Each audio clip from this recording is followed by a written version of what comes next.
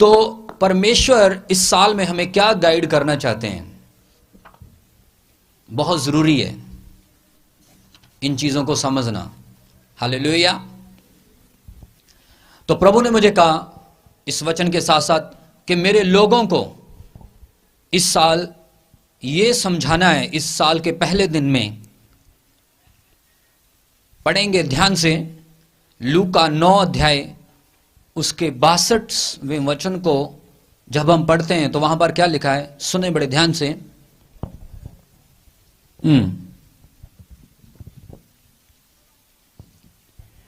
पर यीशु ने ओनू आख्या, जे कोई अपना हाथ हल ते रख के पिछां नूं वेखे तां परमेश्वर दे राज दे योग नहीं।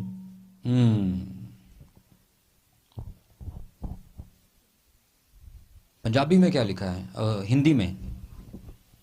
यीशु ने उससे कहा, जो कोई अपना हाथ हल पर रखकर पीछे देखता है वह परमेश्वर के राज्य के योग नहीं। हालेलुया।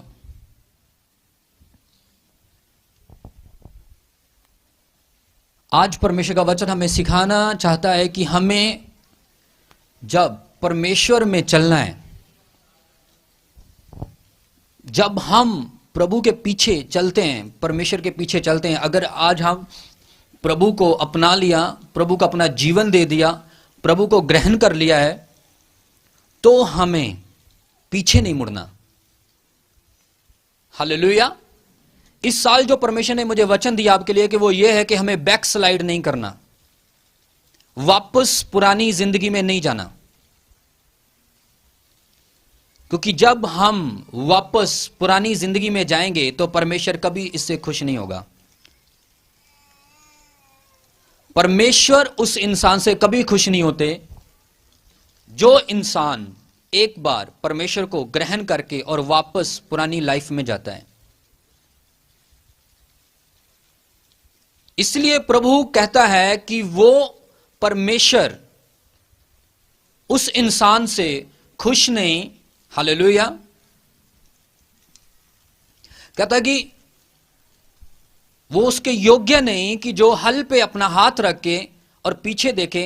ये एग्जाम्पल क्या है कि ये कि अगर कोई किसान, अगर कोई खेती बाड़ी करने वाला, खेती करने वाला, अगर वो हल के ऊपर हाथ रख के, मतलब अपना हल पूरा सेट करके खेत में अगर वो काम नहीं करेगा, उस खेत को और उस पूरे खेत के ऊपर काम नहीं करेगा, हल नहीं चलाएगा, तो कभी भी उसकी खेती, उसकी पैदावार, उसकी फसल कभी नहीं बढ़ेगी, कभी नहीं होगी, वो कभी फलवंत नहीं हो सकता।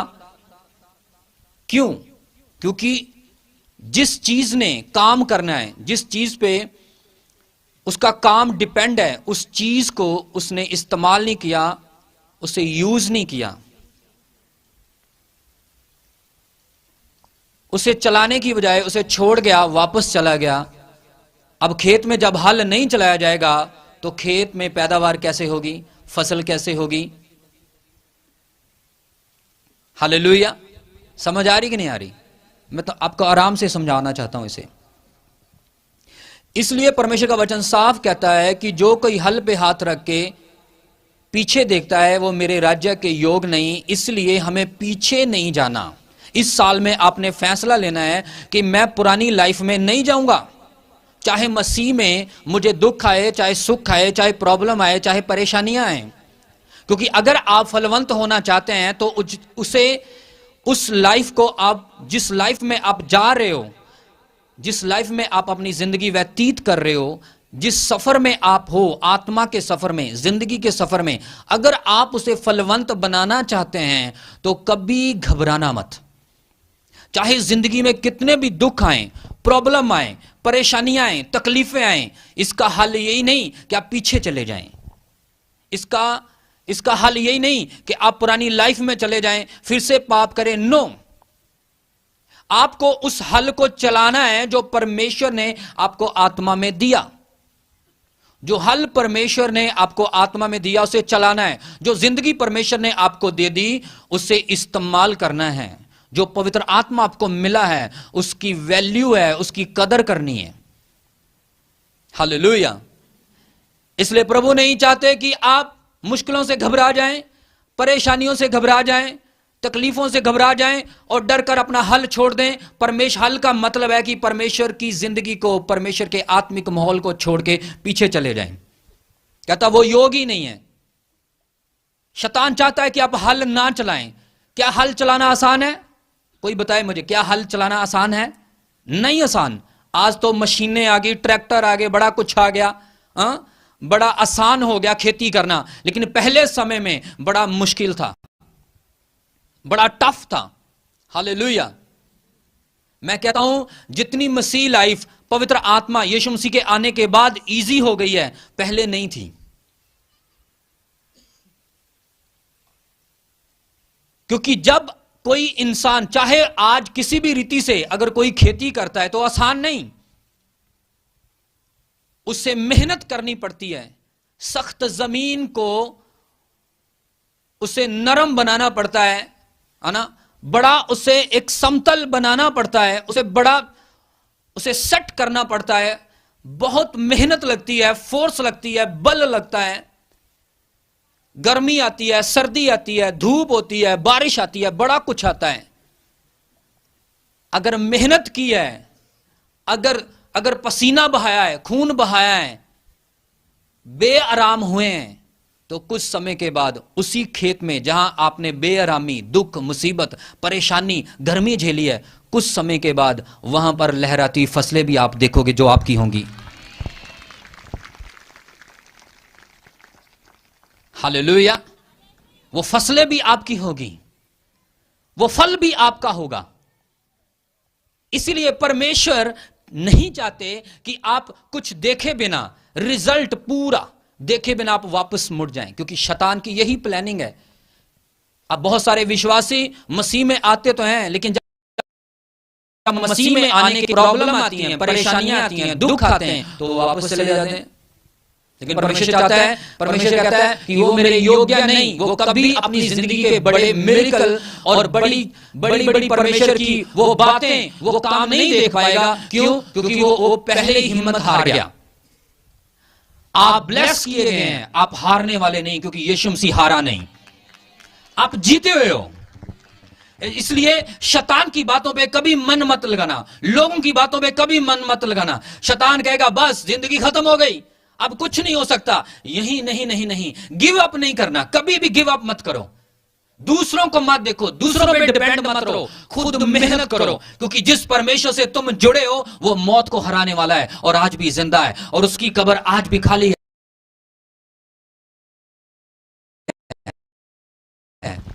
गिव अप मत करना, कभी पीछे मत मुड़ना, कभी व्यभिचार में मत जाना, कभी नशे मत करना, कभी गालियां मत निकालना, कभी पाप की जिंदगी में वापस मत जाना। अपना हल चलाना, और उस हल का नाम है यीशु मसीह नासरी।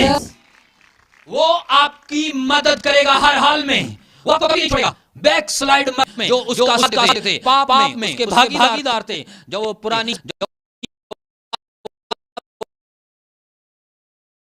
यही चाहता है कि आप पीछे जाएं, परमेश्वर के योग्य ना बने, परमेश्वर की गवाही के योग्य ना बने, आप डगमगाते रहें, आपका विश्वास कमजोर रहे। शैतान आपके कानों में यही कहेगा कुछ नहीं होगा, कितना टाइम हो गया, कितना समय हो गया। क्या फसल उसी समय हो जाती है? फसल होने का एक टाइम है, फसल बोने का, बीज बोने का एक टाइम है। हर चीज का एक समय लगता है। परमेश्वर ने आपका भी समय बनाया है, आपका समय नियुक्त किया है कि कब आपको उठाना है, कब आपको ऊंचा करना है, कब आपको ब्लेस करना है। लेकिन वो 100% होगा। आज आप रो रहे हो तो आप काटोगे भरियां भर भर के। आज आप रो रहे हो, आप जयकारों से काटोगे in the name of Jesus. Hallelujah. समझ आ रही कि नहीं आ रही? इसलिए डोंट वेरी, पीछे नहीं मुड़ना। परमेश्वर कहता वो मेरे योग्य नहीं। कितना अच्छा है, पाप में रहकर अगर आप दुख झेल रहे हो, पाप में रहकर आप परेशानियां झेल रहे हो, बीमार हो, दुखी हो, परेशान हो, तो कितना बेस्ट है यीशु मसीह में आकर दुख झेलना, और जिसका रिजल्ट आपको विनर हो गए आप वो मिलेगा। आप फतह होंगे, आप ब्लेस होंगे। हालेलुया। समझ आ रही कि नहीं आ रही? इसलिए हार नहीं माननी, पीछे नहीं मुड़ना, शैतान कुछ भी कर ले, माहौल चाहे कैसे भी क्यों ना हो, परिस्थितियां, सिचुएशन चाहे आपको लगे कि आपके सब कुछ विरोध में, तो भी खड़े रहना, अड़े रहना। जीत आपकी तय है। मैं ये नहीं कह रहा होगी, जीत आपकी तय 100% है, आमीन। वो होनी है। हालेलुया। हालेलुया। इसलिए तो कहता है परमेश्वर का वचन कि पीछे नहीं मुड़ना। मैं जानता हूं उन दो बहनों के बारे में जो परमेश्वर का वचन बताता है कि दो बहनें जो पाप से निकली, गंदगी से निकली, जिन्होंने यीशु मसीह के ऊपर विश्वास किया, अपना पापी जीवन छोड़ा और यीशु मसीह के ऊपर भरोसा किया। पाप छोटा नहीं, आम पाप नहीं, वो बड़ी बड़ी पापने थी, वो बहुत गंदे काम करती थी। लेकिन जब यीशु मसीह उनकी जिंदगी में आया, उन्होंने अपनी लाइफ जीसस को दे दी और कभी पीछे मुड़ के नहीं देखा। उनमें से एक का नाम है रहाब वेश्या और दूसरी का नाम है रूथ। रूथ एक शरापित घराने से थी, शरापित कौम से थी। अगर हम देखें रहाब को पहले लेते हैं। रहाब एक औरत है जिसका जिक्र पुराने नियम में किया गया है, जो एक बड़े पाप में चलने वाली औरत थी, वेश्या थी। लेकिन हुआ क्या, यहोशुआ के टाइम में जब यहोशुआ ने यरीहो के ऊपर अटैक करना था, ये यरीहो की रहने वाली थी, और जब यरीहो के ऊपर यहोशुआ ने अटैक करना था तो उसने अपने बंदों को भेजा कि जाओ सीआईडी करो कि वो देश कैसा है, क्या सिस्टम है, क्या उसकी छानबीन करो और फिर हम उसके बाद उसके ऊपर अटैक करेंगे। तो जब उसके साथी वहां पर सारी छानबीन करने गए तो वहां के सारी सेना को, वहां के राजे को पता चल गया कि यहां पर कुछ लोग आए हैं जो हमारे देश की छानबीन करने आए, सीआईडी लेने आए हैं। आपको पता है हुआ क्या, जब उनके पीछे वो सेना पड़ गई तो उस वेश्या के घर में जाकर वो छिप गए। उस वेश्या ने उनकी मदद की, उनकी हेल्प की। और जब उस वेश्या ने उनकी मदद की, हेल्प की, तो उस वेश्या ने उनसे कहा कि मैं जानती हूं कि तुम्हारा खुदा सामर्थी खुदा है। हमने उस खुदा के बारे में सुना है जिसने समंदर को दो भाग कर दिया, जिसने बड़े बड़े राजों को हिला के रख दिया, जो तुम्हारे साथ चलता है। हालेलुया। और कहती मैं जानती हूं कि वो हमारे देश को भी तहस नहस कर देगा। ये देश भी तुम जीत जाओगे, लेकिन तुम मुझ पे रहम करना। आपको पता है उस शहर के चारों ओर एक बड़ी दीवार थी, यरीहो की दीवार, जो 40 फुट चौड़ी थी, 40 फुट ऊपर और 40 फुट नीचे, धरती के नीचे थी। और इतनी स्ट्रॉन्ग वॉल थी वो, इतनी चारदीवारी पावरफुल थी वो कि उसे कोई तोड़ना तो क्या बहुत मुश्किल था, उसे हिलाना भी बहुत मुश्किल था। आपको पता है हुआ क्या, उसने सारी सीआईडी दी और उन परमेश्वर के लोगों का उसने साथ दिया, परमेश्वर के ऊपर विश्वास किया कि हां तुम्हारा परमेश्वर सर्वशक्तिमान परमेश्वर है। उसने कहा अगर तुम हमारा साथ देती हो, तुम हमारी हेल्प करती हो और तुम हमें यहां से सुरक्षित निकालती हो, तो हम तुमसे वायदा करते हैं कि जब हम यरीहो को तबाह करेंगे, नाश करेंगे, हम तुम्हें कुछ नहीं करेंगे, तुम्हारे परिवार को कुछ नहीं करेंगे। हालेलुया। आपको पता हुआ क्या, उस वेश्या का जीवन बदल गया। उसने मदद की परमेश्वर के लोगों की, और जब परमेश्वर के लोग वहां से निकल गए तो अटैक करने के लिए वापस आए, यरीहो की दीवार ढा दी, वो शहर नाश कर दिया। आपको पता हुआ क्या, सिर्फ उसी वेश्या का घराना बचाया गया, क्योंकि उन्होंने उसके साथ प्रॉमिस किया था कि हम तुझे नहीं मारेंगे। और वचन में लिखा है कि जब वो वेश्या को बचा लिया गया, वहां से निकली, तो उसने अपनी जिंदगी बदल दी। उसका घराना बचा लिया गया, उसका परिवार बचा लिया गया, उसका बाप बचा लिया गया, उसका सब कुछ बचाकर यहां तक कि उसके पशु भी बचा लिए गए। और वचन में लिखा है जब उसने परमेश्वर के ऊपर विश्वास किया, कलाम बताता है, वचन बताता है, जब आप निकालते हो मत्ती 1 उसके 5 वचन से पढ़ना शुरू करते हो तो वचन बताता है कि उस बहन का, उस औरत का जीवन सेम नहीं रहा। उसने परमेश्वर के कामों को देखा, अपनी लाइफ बदल दी, वो पवित्रताई से चलना शुरू कर दिया, उसने आत्मा से चलना शुरू कर दिया, परमेश्वर पर भरोसा किया, परमेश्वर के वचनों के ऊपर, परमेश्वर के डर में रहना शुरू कर दिया। और कभी उसने दोबारा वापसी उस जीवन में नहीं की जो पाप से भरा हुआ था, जो गंदगी से भरा हुआ था। आपको पता है हुआ क्या, जब हम अपना चाल चलन बदलते हैं, जब हम अपने जीवन की केयर करते हैं, जब हम अपने आप को सेट करते हैं, परमेश्वर के वचनों के ऊपर चलाते हैं, लोगों से डिस्कनेक्ट होते हैं, पाप से डिस्कनेक्ट होते हैं, गंदगी से डिस्कनेक्ट होते हैं, परमेश्वर हमारे बारे में सोचना शुरू कर देता है। परमेश्वर की योजना हमारे बारे में होनी शुरू हो जाती है। स्वर्गदूत हमारे लिए काम करना शुरू कर देते हैं, एक्टिविटी स्वर्ग में शुरू हो जाती है। परमेश्वर ने इस औरत के लिए एक्टिविटी शुरू कर दी, परमेश्वर ने योजना बनानी शुरू कर दी, क्योंकि उस औरत का जो करैक्टर था, चरित्र था, एकदम से चेंज होना शुरू हो गया।